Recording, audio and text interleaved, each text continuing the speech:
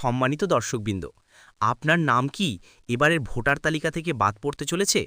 SIR বা voter তালিকা সংশোধনের প্রক্রিয়া নিয়ে আপনার মনেও কি হাজারো প্রশ্ন, হাজারো ভয় কাজ করছে?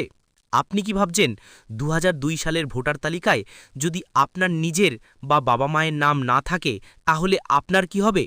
যদি এই প্রশ্নগুলো আপনাকেও ভাবিয়ে তোলে, তাহলে আজকের এই ভিডিওটি আপনার জন্য। সমস্ত জল্পনা এবং দুশ্চিন্তার অবসান ঘটাতে নির্বাচন কমিশন এমন কিছু যুগান্তকারী নতুন নিয়ম এনেছে যা গোটা প্রক্রিয়াটিকে সাধারণ মানুষের জন্য জলের মতো সহজ করে দিয়েছে। এই নিয়মগুলো না জানলে হয়তো একটি ছোট ভুলের জন্যেও আপনি আপনার ভোট দেওয়ার অধিকার হারাতে পারেন। আজ আমরা এই ভিডিওতে নির্বাচন কমিশনের সেই ১৬ দফা নতুন নিয়ম নিয়ে বিস্তারিত আলোচনা করব। প্রতিটি নিয়ম আমরা খুঁটিয়ে দেখব এবং সহজ ভাষায় বুঝিয়ে দেব আপনার ঠিক কী করণীয়। তাই ভিডিওটি শেষ পর্যন্ত মনোযোগ দিয়ে দেখুন, কারণ প্রতিটি তথ্য আপনার জন্য অত্যন্ত গুরুত্বপূর্ণ হতে চলেছে। চলুন প্রথমেই সেই বিষয়টা নিয়ে কথা বলি যা নিয়ে মানুষের মনে সবচেয়ে বেশি সংশয় তৈরি হয়েছে, অর্থাৎ ২০০২ সালের ভোটার তালিকার লিঙ্ক। অনেকেই চিন্তায় ছিলেন যে যদি ২০০২ সালের ভোটার তালিকায় নিজের নাম না থাকে বা বাবা মায়ের নামও খুঁজে না পাওয়া যায় তাহলে কি হবে। এই একটা কারণেই বহু মানুষের আবেদন আটকে যাওয়ার ভয় ছিল। কিন্তু আপনাদের জন্য সবথেকে বড় স্বস্তির খবর হলো নির্বাচন কমিশন এই নিয়মটিকে অনেক সহজ করে দিয়েছে। নতুন নিয়ম অনুযায়ী যদি আপনার নিজের বা বাবা মায়ের নাম ২০০২ সালের তালিকায় না থাকে তাহলেও কোনো অসুবিধে নেই। আপনি আপনার ঠাকুরদা বা ঠাকুমার, অর্থাৎ আপনার দাদু বা দিদার নামও লিঙ্ক হিসাবে ব্যবহার করতে পারবেন। হ্যাঁ, আপনি ঠিকই শুনেছেন।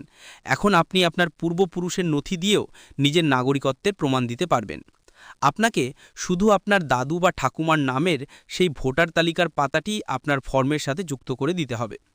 এখন প্রশ্ন হলো, এই তথ্য কি সত্যি নাকি ভুয়ো তা কিভাবে যাচাই করা হবে? তার ব্যবস্থাও করেছেন নির্বাচন কমিশন। আপনার এলাকার যিনি বিএলও বা বুথ লেভেল অফিসার থাকবেন, তার কাছে থাকা বিএলও মোবাইল অ্যাপের মাধ্যমে আপনার দেওয়া তথ্য এবং আপনার সাথে দাদু ঠাকুমার সম্পর্ক যাচাই করে নেবেন তিনি। এই ব্যবস্থাটি অত্যন্ত আধুনিক এবং সুরক্ষিত, যা বিহার রাজ্যে এসআইআরের সময় ছিল না। পশ্চিমবঙ্গ সহ আরও ১২টি রাজ্যের জন্য এই বিশেষ সুবিধাটি চালু করেছে নির্বাচন কমিশন। তাই পুরনো নথি নিয়ে আর কোনো দুশ্চিন্তার কারণ নেই। এবার আমরা নির্বাচন কমিশনের সেই ১৬ দফা নিয়ম নিয়ে বিস্তারিত আলোচনা করব, যা প্রতিটি ভোটারের অবশ্যই জানা উচিত। এই নিয়মগুলো আপনার কাজকে সহজ করার জন্যই তৈরি হয়েছে। ১ নম্বর, এখন থেকে আপনার এলাকার বিএলওর নাম এবং মোবাইল নম্বর আপনার বুথেই বড় করে লেখা থাকবে। এছাড়াও নির্বাচন কমিশনের ওয়েবসাইট বা জেলা শাসকের ওয়েবসাইটে গেলেও আপনি আপনার বিএলওর সম্পূর্ণ তথ্য পেয়ে যাবেন। এর ফলে ফর্ম সংক্রান্ত যে কোনো প্রয়োজনে বা কোনো তথ্য জানার জন্য আপনি সরাসরি তার সাথে যোগাযোগ করতে পারবেন। ২ ও ৩ নম্বর দফায় বলছে, আপনাকে আর ফর্ম আনার জন্য কোথাও দৌড়াদৌড়ি করতে হবে না। নির্বাচন কমিশন নিশ্চিত করেছে যে বর্তমান ভোটার তালিকায় নাম থাকা প্রত্যেক ভোটারের বাড়িতে বিএলও নিজে গিয়ে ২টি করে ফর্ম পৌঁছে দেবেন। আপনার ফর্মে আপনার ফটো, নাম, পার্ট নাম্বার, বুথ নাম্বার সহ সমস্ত তথ্য আগে থেকেই লেখা থাকবে। ৪ নম্বরে বলা হয়েছে, আপনাদের করা প্রশ্নের উত্তর। অনেকেই প্রশ্ন করেন, বিএলও যখন এলেন তখন যদি আমি বাড়িতে না থাকি তাহলে কি হবে? এর সমাধানও করে দেওয়া হয়েছে। আপনি বাড়িতে না থাকলে বিএলও আপনার বাড়ির লেটার বক্সে অথবা দরজার ফাঁক দিয়ে ফর্মটি ঢুকিয়ে দিয়ে আসবেন। তাই ফর্ম না পাওয়ার কোনো সম্ভাবনাই আর রইল না। এরপর ৫ ও ৬ নম্বর দফায় লিঙ্ক বা সম্পর্ক যাচাইয়ের বিষয়টি পরিষ্কার করেছে।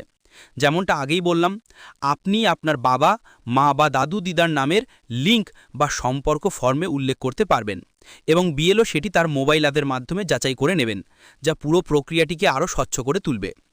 ৭ নম্বরে বলেছে, ফর্ম জমা দেওয়ার পর প্রমাণ হিসাবে কি থাকবে।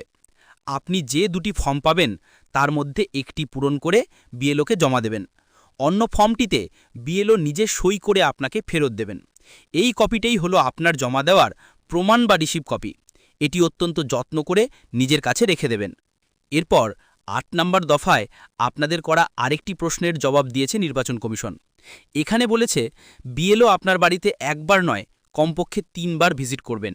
তাই প্রথমবার বাড়িতে না থাকলেও আপনি সুযোগ পাবেন। এরপরেও যদি আপনার মনে হয় যে আপনি বিএলওকে ফর্ম জমা দিতে চান না, তাহলে আপনি সরাসরি আপনার এলাকার ইআরও অফিসে গিয়েও ফর্ম জমা দিতে পারেন এবং সেখান থেকে রিসিভ কপি নিয়ে আসতে পারেন।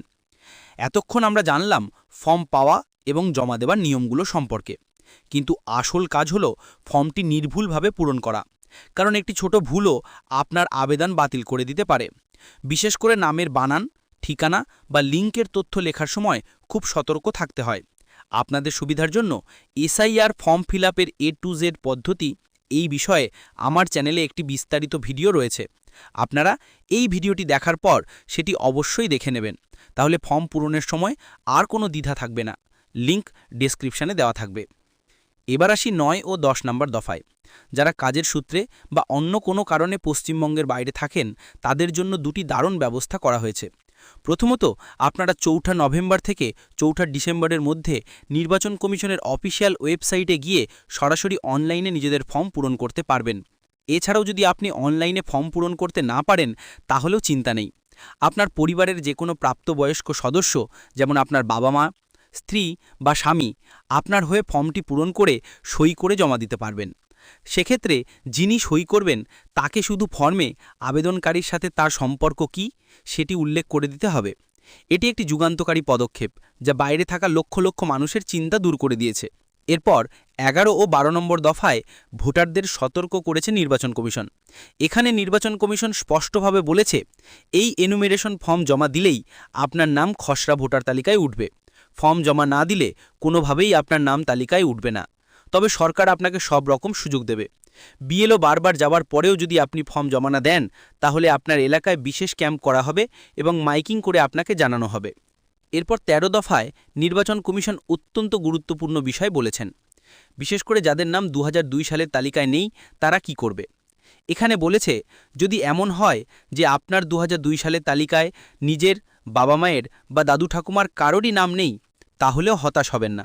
আপনাদের জন্য ইআরও অফিসে বিশেষ শুনানির ব্যবস্থা করা হবে। আপনাকে 7 দিনের নোটিশ দিয়ে ডাকা হবে। সেখানে আপনাকে আপনার নাগরিকত্বের সপক্ষে যাবতীয় নথি নিয়ে হাজির হতে হবে। আপনার তথ্য সঠিক প্রমাণিত হলে আপনার নামও তালিকায় যোগ হবে। এরপর 14, 15 আর 16 দফায় নির্বাচন কমিশন সবথেকে গুরুত্বপূর্ণ বিষয় তুলে ধরেছেন। এখানে বলেছে, ফর্ম জমা দেওয়ার পর খসড়া তালিকা প্রকাশ হবে। সেই তালিকায় কোনো ভুল থাকলে বা কারো নাম বাদ গেলে দাবি বা আপত্তি জানানোর জন্য আপনি 54 দিন সময় পাবেন। এরপর 7 ফেব্রুয়ারি চূড়ান্ত ভোটার তালিকা প্রকাশিত হবে। যদি দুর্ভাগ্যবশত সেখানেও আপনার নাম না থাকে, অথচ আপনি একজন যোগ্য ভোটার, সেক্ষেত্রে আপনি সরাসরি জেলা শাসকের কাছেও আবেদন করতে পারবেন।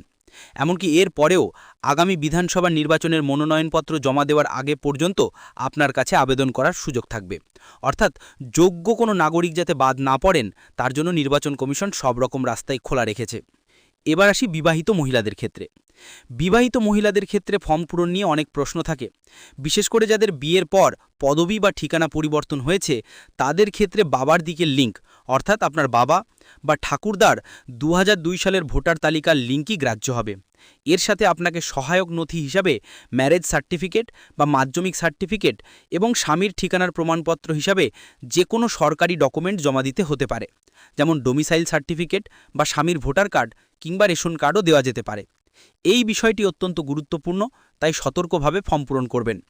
তাহলে আজকে নির্বাচন কমিশনের 16 দফা নিয়ম থেকে আমরা পরিষ্কারভাবে বুঝতে পারলাম যে এসআইআর প্রক্রিয়া নিয়ে অযথা আতঙ্কিত হওয়ার কোনো কারণ নেই। নির্বাচন কমিশন গোটা বিষয়টিকে অনেক সহজ, সরল এবং সাধারণ মানুষের অনুকূলে করে তুলেছে।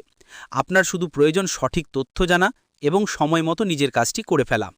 আজ আমরা 16 দফা নিয়ম নিয়ে বিস্তারিত আলোচনা করলাম, কিন্তু নিয়ম জানার পাশাপাশি ফর্মের সাথে কোন বয়সের জন্য কোন কোন ডকুমেন্টস জমা দিতে হবে সেই নিয়ে অনেকের মনেই প্রশ্ন আছে। যেমন যাদের জন্মের কোনো প্রমাণপত্র নেই, তারা বয়সের প্রমাণ হিসাবে কি দেবেন? প্যান কার্ড, আধার কার্ড নাকি স্কুলের সার্টিফিকেট, কোনটি সবচেয়ে বেশি গ্রহণযোগ্য?